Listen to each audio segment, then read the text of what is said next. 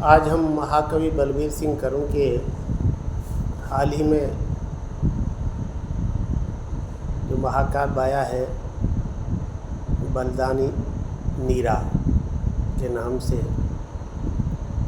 उसको प्रारंभ कर रहे हैं। प्रस्तावना में करुण जी भगवान परशुराम के विचित्र स्वरूप का दर्शन करते हैं। वो इसलिए करते हैं कि भगवान परशुराम में क्रोध और करुणा दोनों का मिश्रण है। क्रोध जब आता है तो अपने आप को संभालना भारी पड़ जाता है। यही करुण जी का प्रस्तावना है, जिस नायक को आधार बनाकर करुण जी ये महाकाव्य लिखते हैं, तो उस नायक की कथा ही ऐसी है कि लिखते समय एक आँख में क्रोध भरता है तो उससे अंगारे बरस पड़ते हैं, और नायिका की दशा पर इतनी करुणा आती है कि एक आँख आंसू बरसाती है। निश्चित ही जब क्रोध आता है तो जिस हाथ में डायरी पकड़ी होती है वो डायरी को कसकर पकड़ लेता है, लेकिन जिस हाथ में अंगुलियां हैं, जिस हाथ की अंगुलियों में कलम है, तो उसे साधना पड़ता है। बड़ा मुश्किल है ये काम, लेकिन करुण जी निष्णात है इस काम में। उनका नाम ही बलबीर सिंह करुण है। बल भी है, वीर भी है, सिंह भी है, करुणा भी है। इस नाम को सार्थक करते हुए कवि ऐसे नायकों पर लिख पाता है। बलिदानी नीरा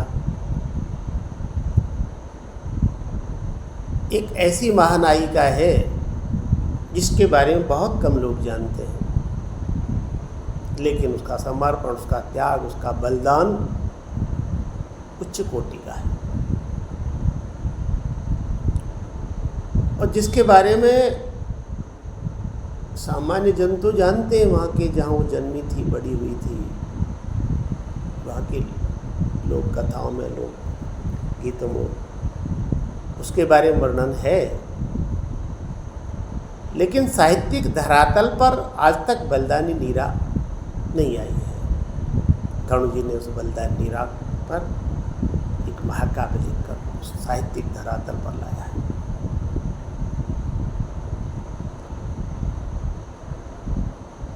आज़ादी के आंदोलन में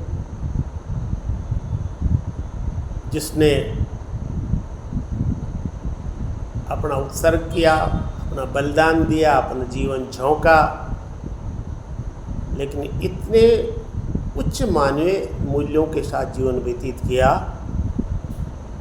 कि वो अपने त्याग और तपस्या का प्रतिफल लेना नहीं चाह रही थी। इसलिए करुण जी प्रस्तावना में ही भगवान परशुराम के उस रूप का वर्णन करते हैं कि मुख में वेद, निसंग कसाकटी, कांधे पर धनवा भारी, एक हाथ में परशु प्राणहर, पुलिस पानी तक बहकारी।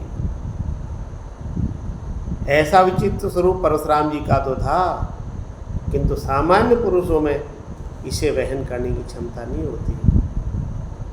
गंगा यमुना का संगम तो संभव हो गया, किंतु जल रंगों की पहचानों ने अपना अलग अस्तित्व बनाए रखा। करुण और वीर रसों को घोट पीसकर कोई तीसरा अवलेह तैयार नहीं किया जा सकता।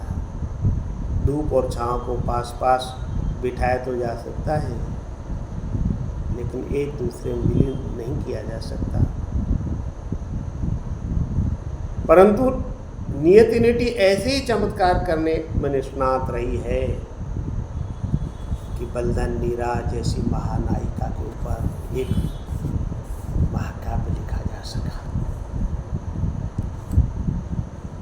इस महाकाव्य को लिखते समय बार बार कवि को ऐसे अनुभव से गुजरना पड़ता है।